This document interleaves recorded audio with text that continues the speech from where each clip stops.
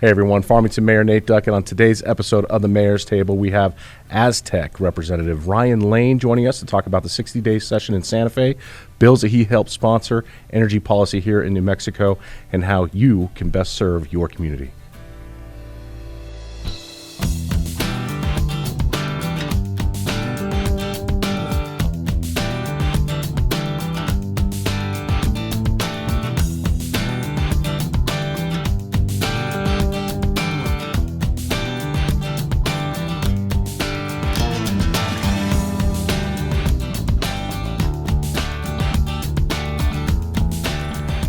Hi everyone, Farmington Mayor Nate Duckett. Thank you for joining us today for another episode of the Mayor's Table. We appreciate your viewership, your listenership, however you're hearing us today. We have a great guest, a first-time guest.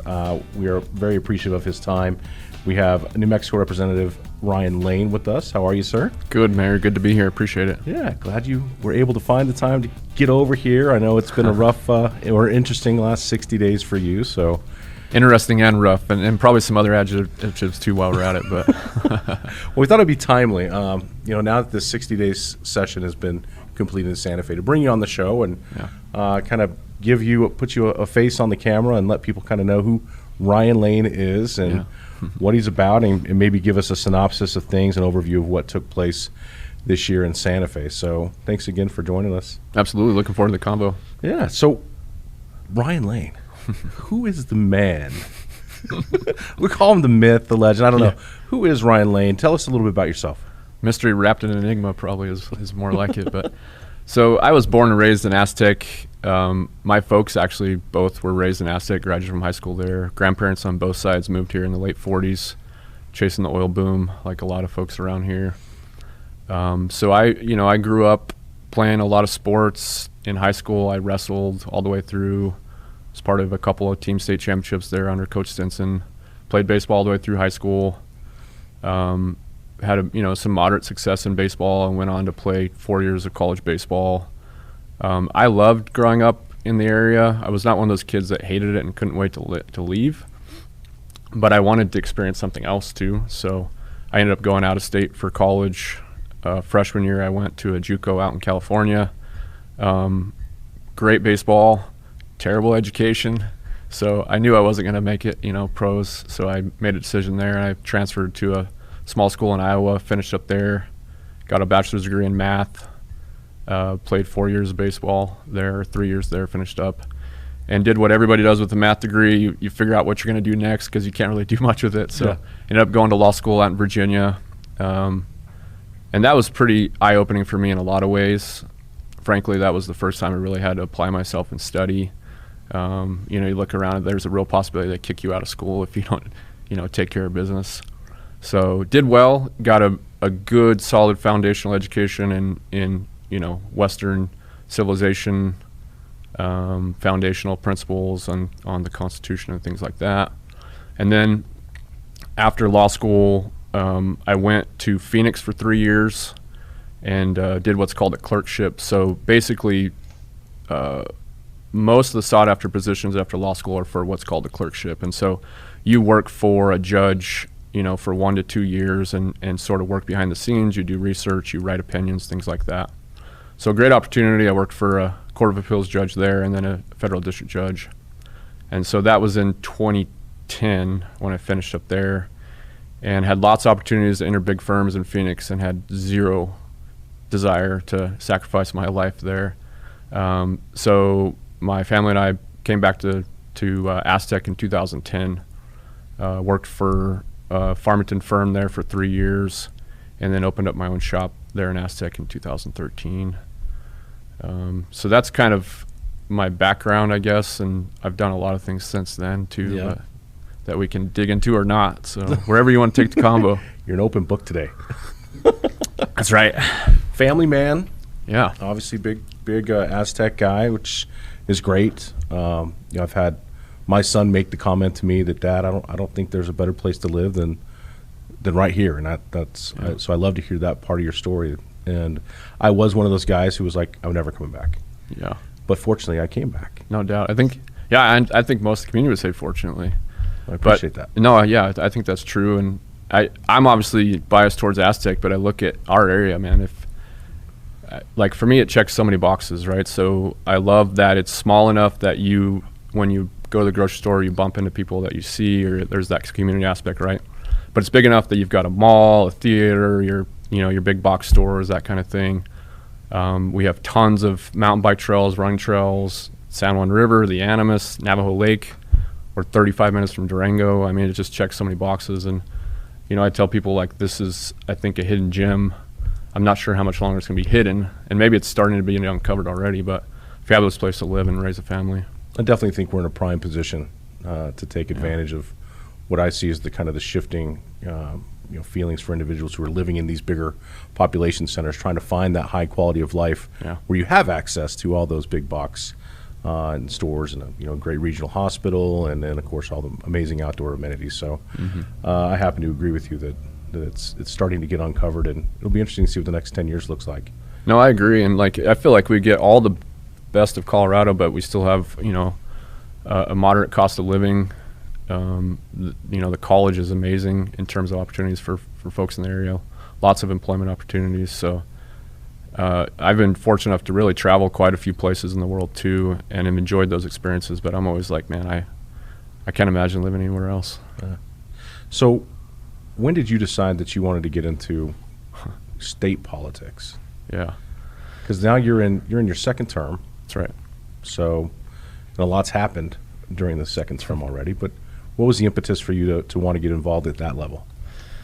So I have a law practice in Aztec, and I've done legal work for a gentleman named Paul Bandy, who served in the seat that I am now for 14 years, and then he retired. When he was in his second to last term, he came to me one day and said, "Hey, I don't know if I'm going to run again. If I don't run, I think you'd be really great at this work."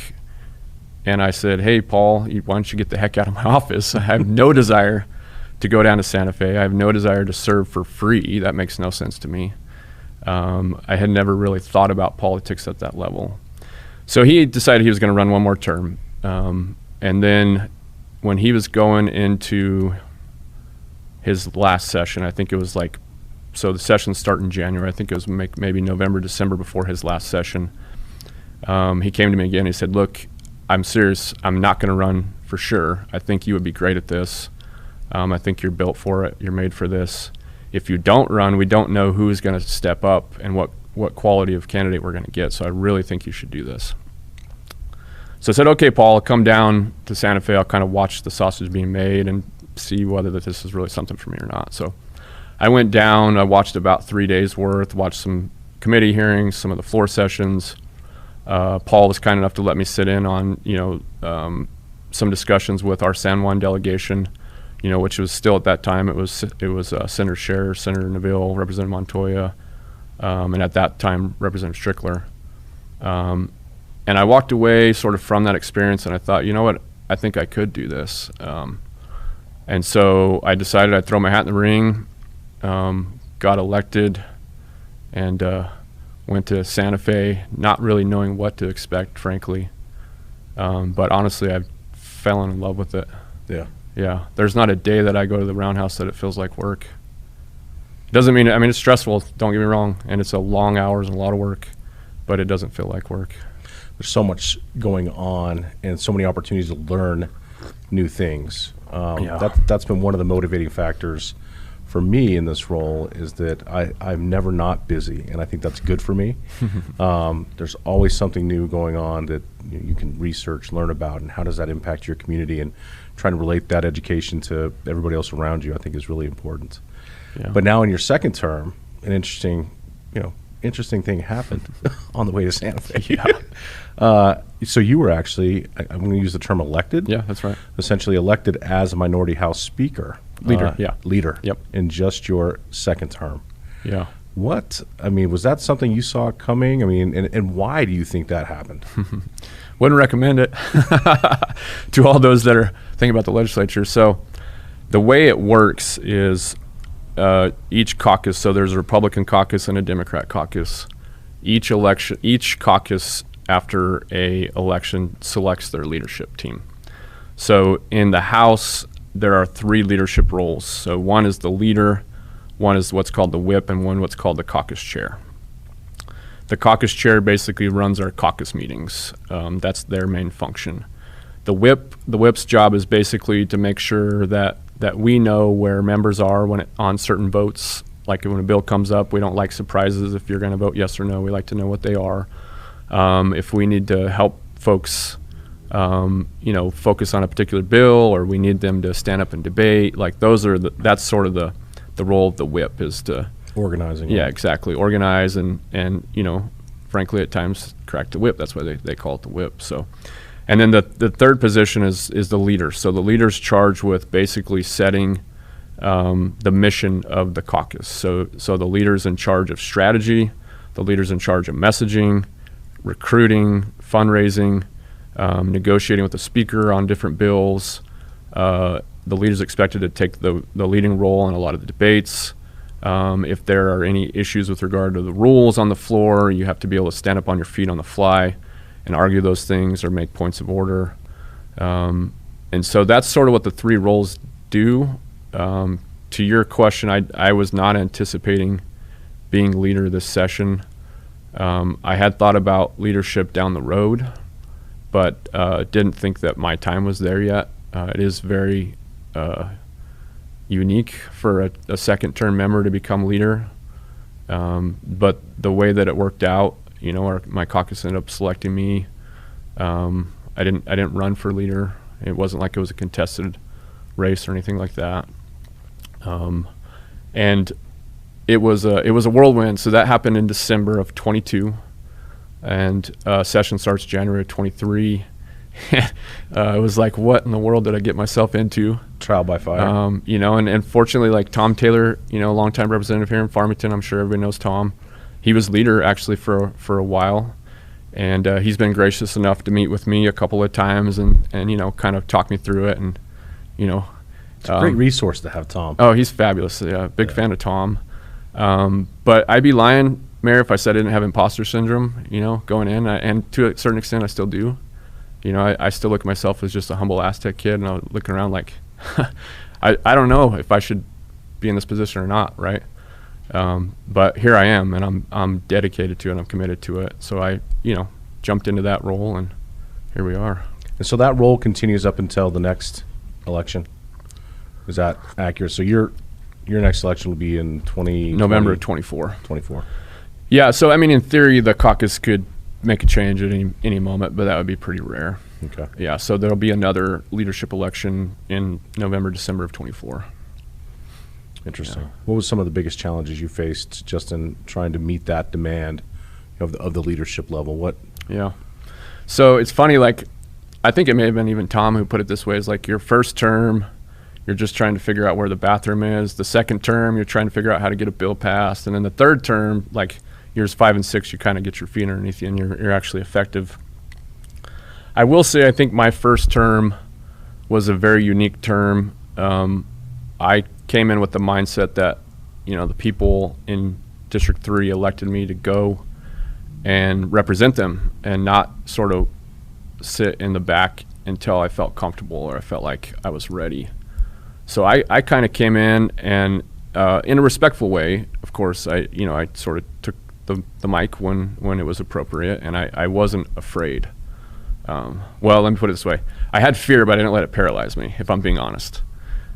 So I had what I would say is an impactful first term, thankfully, in a way that maybe certain members don't often have that freshman term because they're still trying to get their bearings. And being a lawyer it's a huge advantage. I've been trained in the law, I've been trained in actually through a math degree, I was trained in formal logic, so that's super helpful when it comes to argumentation. I've been used to being on my feet in court, so those things are a big advantage. So fast forward through what I think was a unique first term, that helped me, I think, to be successful as leader even so early. I still made mistakes. Don't get me wrong. I mean, sure. Being that young in that role, I certainly made mistakes, and my caucus was very gracious to, make sure that we learn from that, and I appreciate that a lot.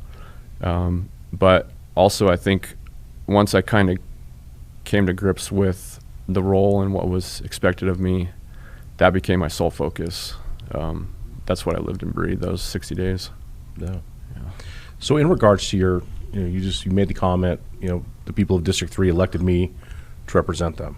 When I look at elected officials in general, that component to me is the fundamental part is what you've been elected to do. Yeah. You need to be the voice of the community that sent you to Santa Fe, that puts you in the city council, that puts you on the county commission, whatever the case may be. You got to be that voice. And so that means you have to be accessible. You have to be able to hear and understand and be able to educate and get educated by those folks. And my different jaunts into Santa Fe for various issues, I sit in some of those meetings, committee meetings, and I'm just astounded by what I deem as the tone deafness of elected officials who clearly are not hearing what the issues are coming from the people who elected them. Yeah. Was that maybe a motivating factor for you as well when you decided that you wanted to run for representative? So, yeah, there's a couple of things there. So what happens in Santa Fe in that building that I've noticed, I call it an ivory tower syndrome. So people get there and they get used to being called representative. They used to be called senator. They think that their value is more than those who aren't elected. And they, I think, forget sort of what their purpose is there. I've seen a lot of members who take votes to make sure that they stay in their seat instead of what's actually best for New Mexico.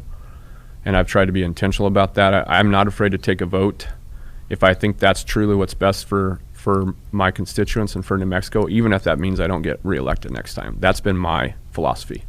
I'm not there to get reelected. I'm there to do what I think is right for the people. So that's been my approach. And then I think being mindful of sort of what the needs are of the community, so that you do know how to represent people whenever you do get there.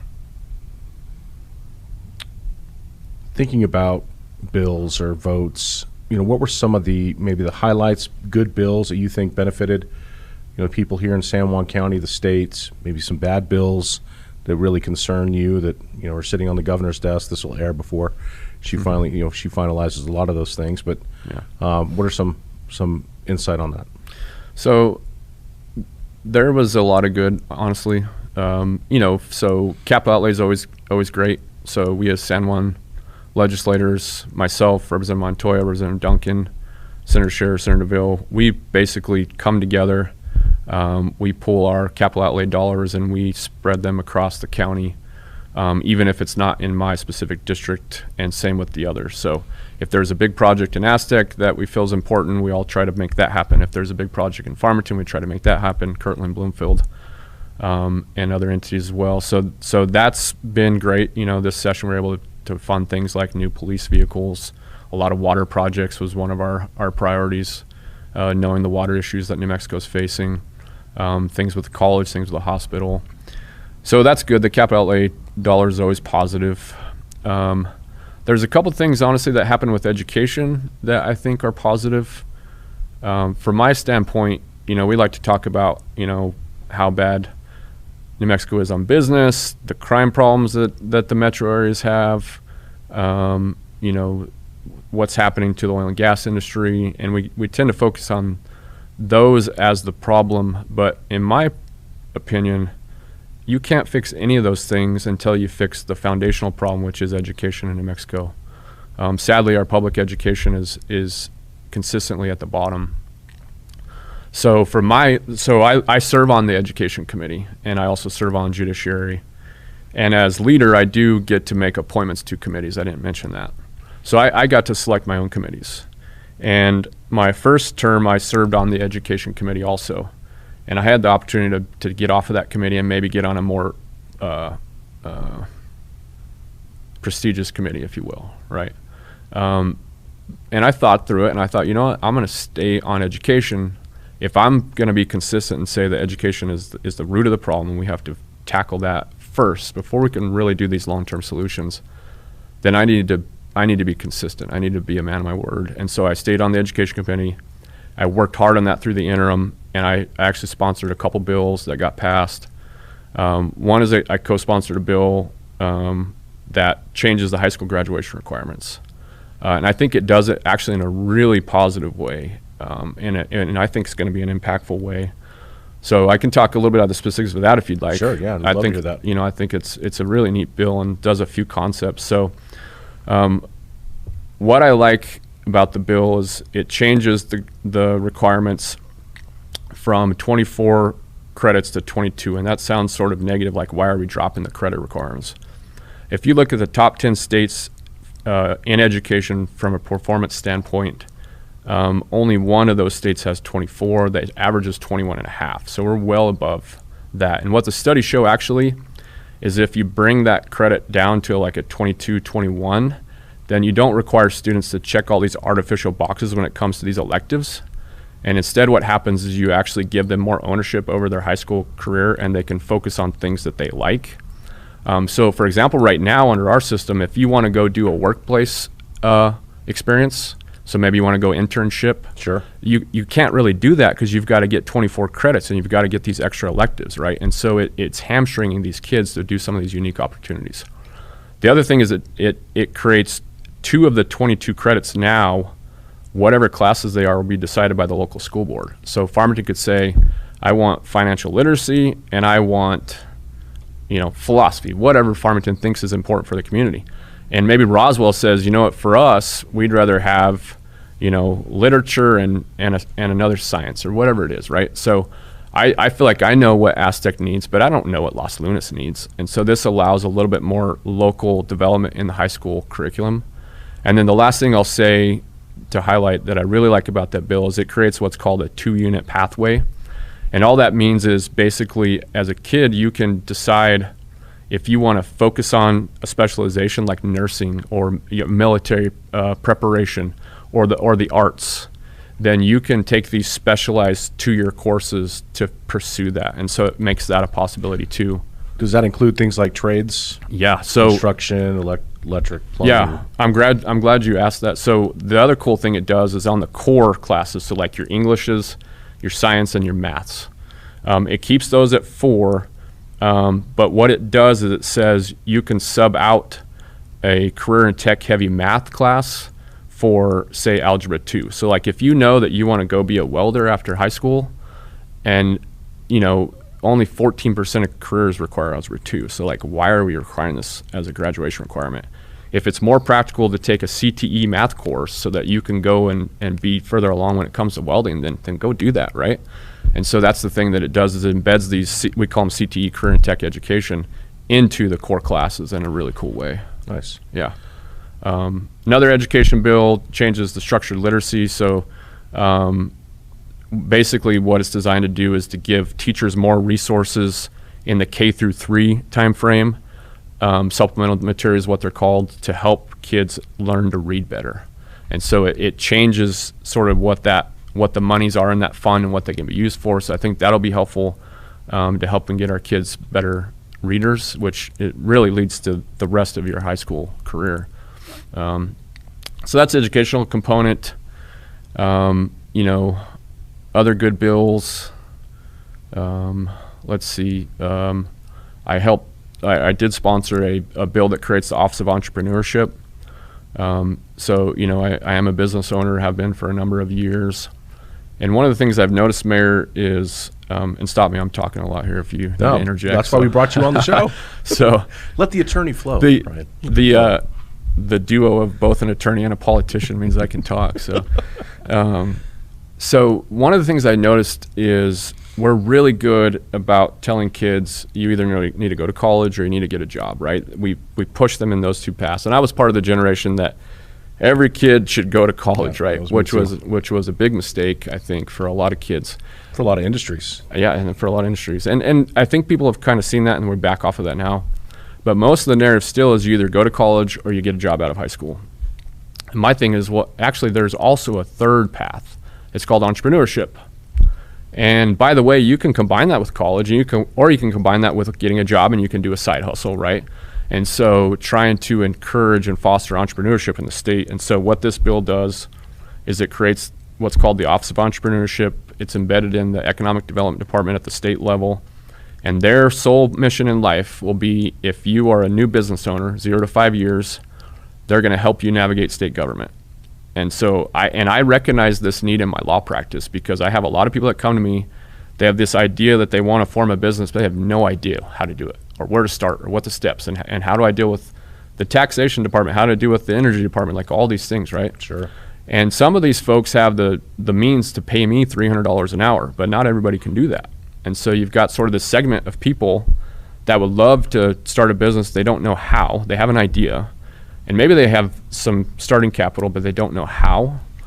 And so this will help them to be able to go to sort of this central repository, and they'll at least show them how to navigate state government. They'll connect them, because we have local hubs too. You know, Salmon County has fabulous. Yeah, does it work directly with, you know, our Quality Center for Business, the Small Business Association that we already have here? Yeah, and those regional hubs have been supportive of this bill, because the same thing, they can help local entrepreneurs, and they do in a real way. Our community does a great job of that. The hub at the college is fabulous, but when it comes to dealing with the different layers of bureaucracy at the state level, they can't help you there. Right. And so this office would help sort of penetrate that bureaucracy.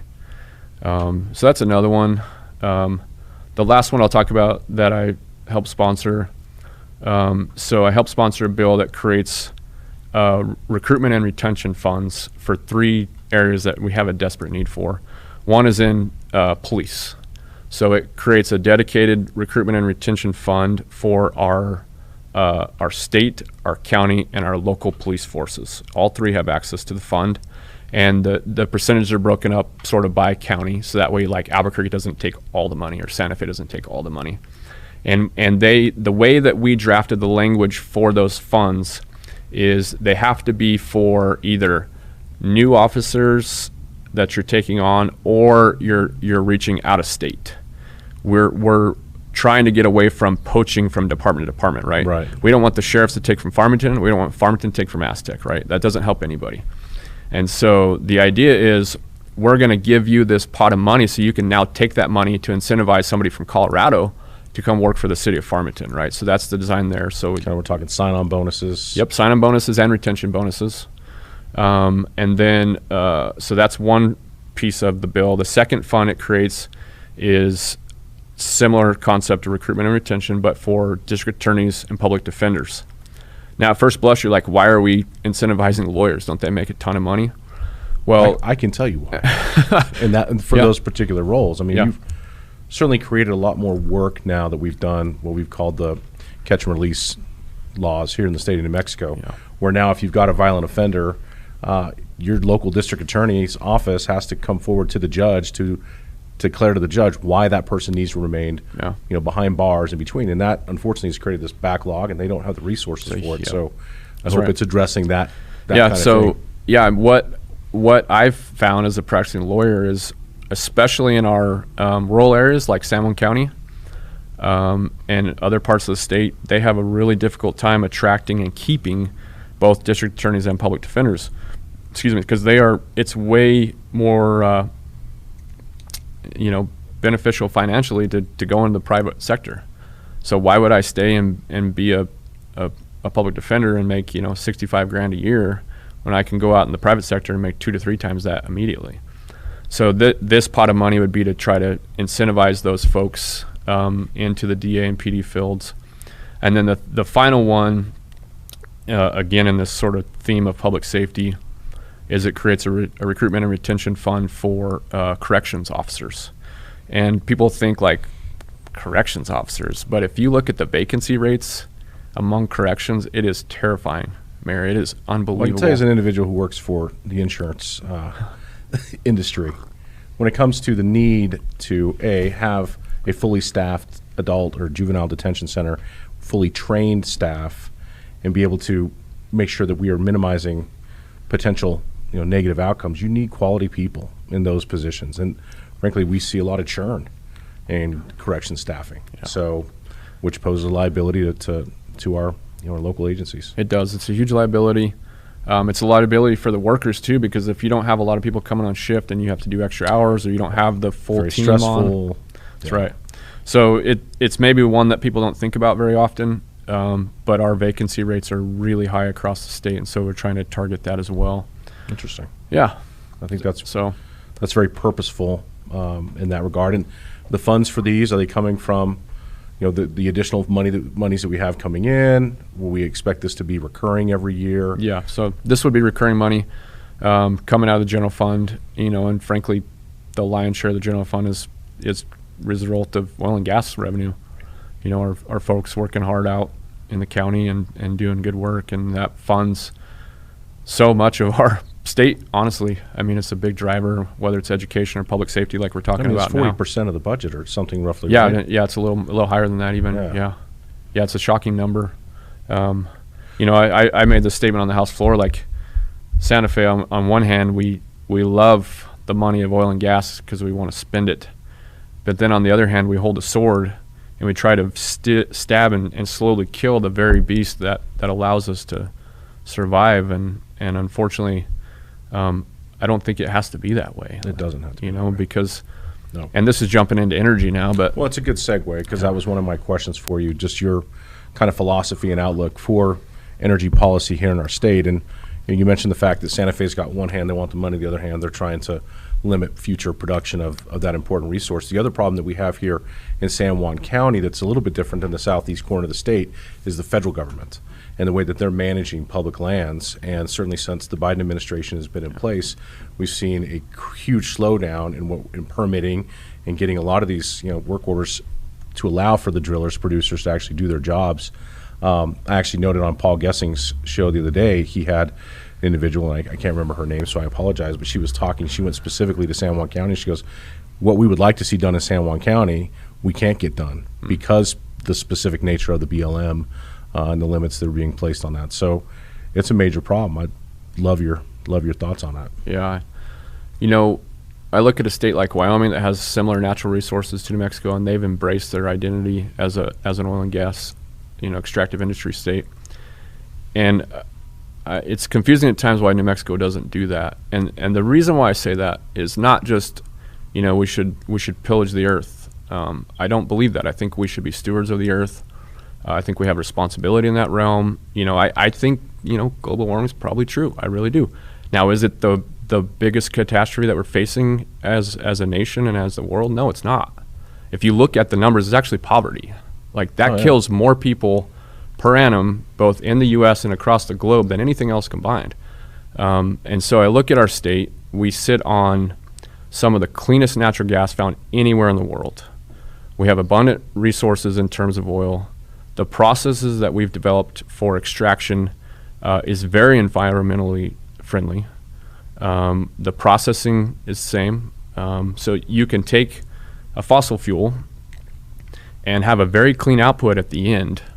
And in the process, you have the ability to create energy that's affordable, that's abundant, and it's reliable. And the reason why those three things matter is it's one thing for those that have made it to the top of the ladder financially to say, well, I don't mind paying $5 a gallon in gas.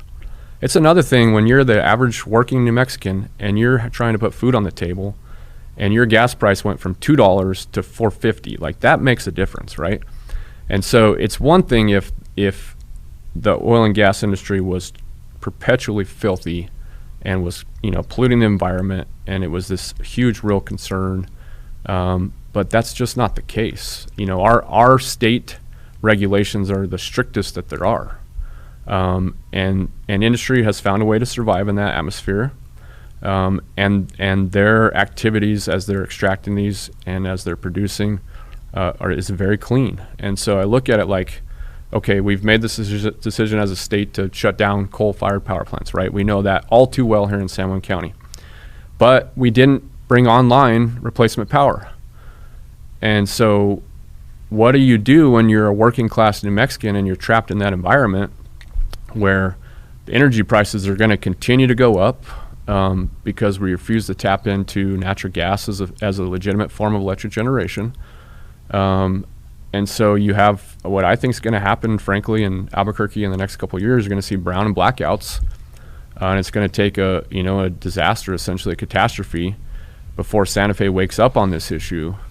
And wind, solar, nuclear, I think those are great, as the economy dictates that. But I think natural gas should be in that discussion as well as a clean source of electric generation. No, and you certainly are speaking to the choir. We have had many episodes just in regards to that, maybe that single subject.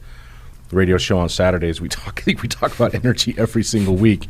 So, just in that regard, it's be interesting to tell you this. The American Public Power Association just had a recent conference, and within that conference, it was discussed the exact issues that we're facing here now that we've shut down all of this coal-fired power, is that there's not the replacement that's there. It's not going to be there for years, and that the entire United States is going to be under some serious demand and supply situations where we're going to see brownouts and blackouts.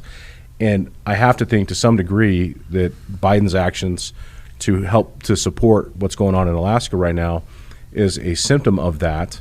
Unfortunately, I can't understand the lack of foresight and who is leading the conversations and not bringing in or listening to any of the realities that are associated with, well, when you take all these megawatts off the line and you don't have anything already to replace it, where does that leave your country? And so we're in a very interesting spot. Yeah. Energy is going to change, and as it has, it's going to continue to evolve, but there are simply some basic components.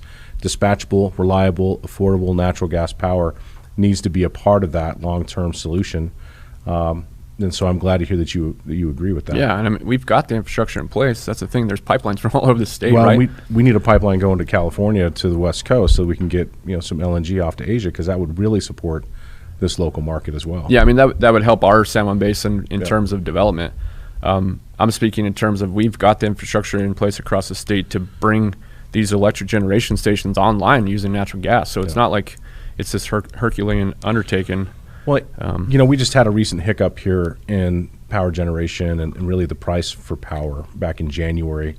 You may have heard, the price for natural gas for the San Juan Basin went up to $34. Everywhere else in the United States, it stayed relatively flat around $4. That, of course, was a $12 million bill to our electric utility, which is the annual budget for buying natural gas all in 1 month. So what we have seen because of that, of course, is we've had to raise rates on everybody in order to make sure that we can keep that utility running and operational.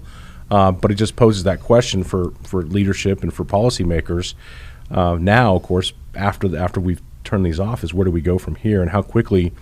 And this is what I've posed to our federal legislative body as well. We recently had a constitutional amendment made in the state of New Mexico that now allows for individuals, I think based on what the legislative body determines, but they would have access to state funds in order to pay their power bills. And this was something that happened in the last election. I believe Representative Allison was one of those who helped kind of craft this language. And my discussion on that is, why would we? Okay, you've opened up the coffers for what's going to happen on the back end with prices going up because people are going to struggle. To your point, if you're at the top of the ladder, $5 gas isn't a big deal.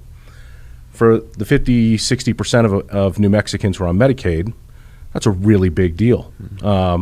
So with all those things in mind, why aren't we putting the money towards that infrastructure to help build additional generation? To your point, we have the resource that we need. We need to just find a way to we have the transmission lines right here already ready to go.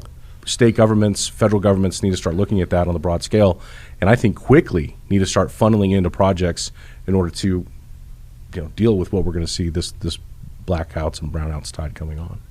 Yeah, if you look at the demand for energy, it's going to do nothing but continue to go up. Yeah. Look at 20 years ago, you had a desktop computer, right? And then laptops came around. We threw that in the mix. And then, flip phones came in, and then iPhones, and now iPads, and now iWatches. And it's like all these things have to be charged, right? And electric vehicles. EVs, right? And so the demand for energy is not going down, not anytime soon, if ever.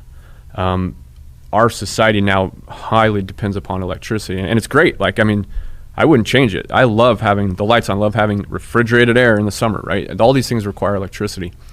But then you look at it, it's like, okay, you know that the demand for energy is going up, and so how do you meet that demand?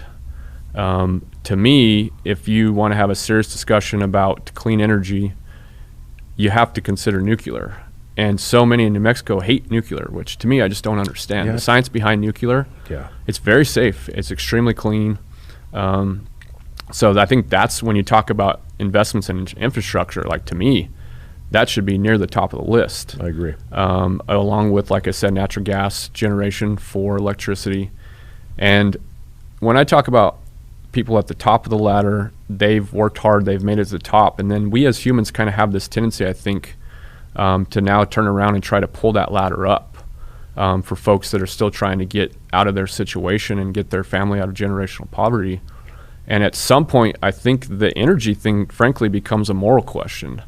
If we know that there's rising demands for energy and we refuse to allow for infrastructure that would produce reliable, affordable, clean energy, and we intentionally refuse that, and that burden is going to rest heavily upon the working class in a state where New Mexico, the average family of four, their income's $54,000. Yeah. I mean, it's shocking. So at some point, to me, it becomes a moral question. How much longer do we continue down this path? I completely agree. And I know there's some nuclear projects for power that are going to be taking shape. I believe there's one in Idaho.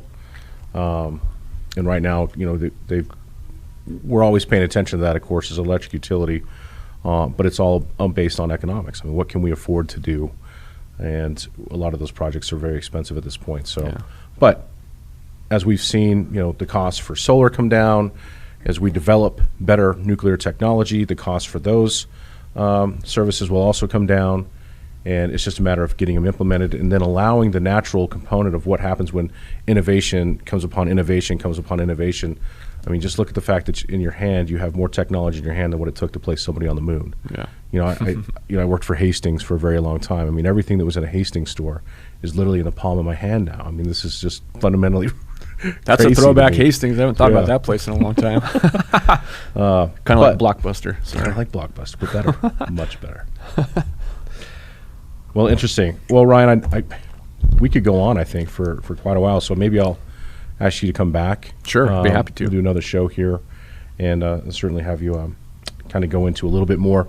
Maybe as we go into the next 30-day session that's coming up, which the difference between the 60 and the 30-day session. Yeah. 30-day session basically is focused on the budget.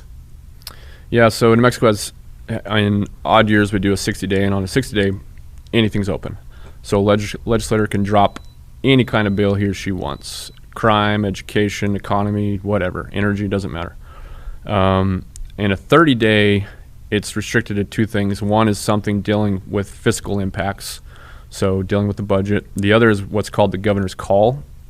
And so the governor can say, she sends a message to the legislature and says, I want the bill dealing with educational policy for health at the middle school level. She can be as narrow as she wants. And then legislators can craft bills to kind of tackle that issue. But the 30-day is much more restrictive. Okay. Which, frankly, I think is a good thing. Anytime the legislature is in session, your rights are at risk. You get kind of itchy, because you got individuals who are up there just trying to find things to do to justify their purpose there. I mean, there was one bill that came through that got killed right away, but essentially would have given the state the oversight of animal shelters. And I read that and went, why would the state want to have control of? Well, because this individual loves animals and they didn't want any animals to be killed. Well, I don't want animals to be killed either. I want responsible human beings taking care of their pets and getting them spayed and neutered so that we don't have these population issues. But I digress. There's a lot of local control over things that I think we need to maintain. And there's specific things, obviously, for the state. There's specific things for the federal government. But we need to just continue to make that a seamless There's no shortage of bad ideas in that building, I'll tell you, Mayor. No. You and I, we need to have a sit-down talk. You can tell me more about that. Listen, a lot of folks in this area always looking for what's the best way for their voice to be heard. You're a representative for Aztec, but I think for any of our delegation here, what do you recommend when it comes to contact and communication? Thanks for the delicious coffee, by the way. Yeah. Brought to you by the Mayor's Table. There you go. So social media is probably the single best way to connect with folks, because I think legislators pay attention to that probably the most. So, and you have direct access, whether that's Facebook or Twitter. Through the messenger. Yep. So that's a good way. Assuming that all the legislators are actually on. Yeah, that's true. That's I know I'm active on social media, but it doesn't mean everybody else is. So the next best is in-person meetings. I feel like actually our local delegation is very accessible. I have constituents that reach out to me, and they either want to talk or they want to meet with me, and I'm happy to do that. Then the next best would be probably, if you can't do in person, maybe email. And the thing is, I'll just be very frank. When we're in session and we get, let's say House Bill, whatever it is, House Bill 9, you'll get 100 emails on House Bill 9, and they're form emails. So every email says the exact same thing. Right. And I'll just be honest with you. Once I read one and I realize they're form emails, I just start clicking down the line, and I just hit delete. And people may not like me saying that out loud, but if you really want to know how to impact your legislator, I'm being very frank with you, that's not the way to do it. So, craft a personal email. It doesn't have to be long, and shoot it off, and that's probably the next best way. Okay. And handwritten letters, that gets folks' attention as well. Yeah. Okay, my final question to you, as somebody who's worked in both local and state government, what do you recommend for folks when it comes to how they could best contribute to their community or contribute to their state? What would you tell somebody who's looking for a way to do that? I think local government is where the sausage is made, frankly.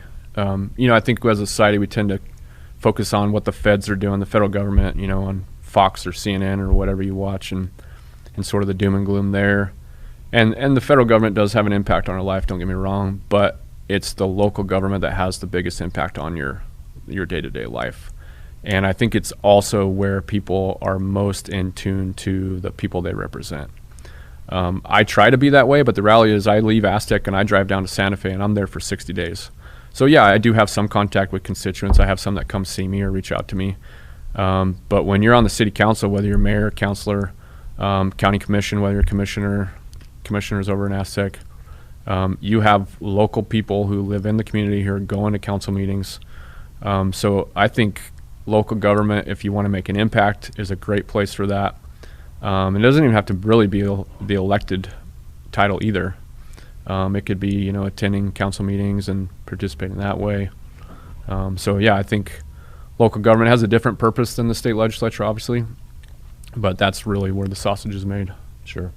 Well, the services that we all that contribute to our quality of life, they all happen right here and are funded through those taxes for sure. Yeah.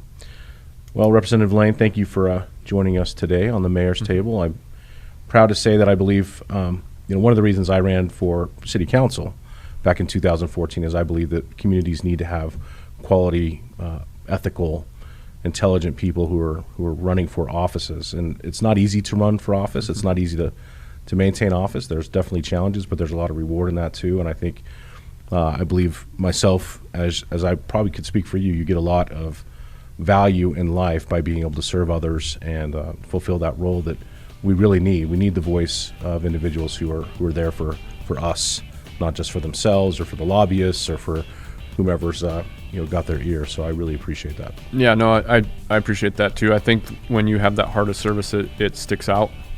I think that's part of why you've been successful as a mayor. And it is one of my personal missions in life. I look around at our community and I have a great family that contributed to my success. I had a great group of coaches and teachers that contributed to my success. And so I also feel privileged to be able to give back in that level as well. So totally agree. Yeah. Lots of people built Ryan Lane. A lot of people built Nate Duckett, and very thankful for those folks. And I'm still a work in progress, I can assure you that. So every day. Yep. Well, Ryan, thanks again for joining us, and thank you for your viewership of the Mayor's Table. We appreciate you tuning in today. We hope April is a beautiful month for you. Get out, get outside, enjoy what I hope will be some beautiful sunny weather in the month of April. Again, stay tuned, and we'll see you next time right here on the Mayor's Table.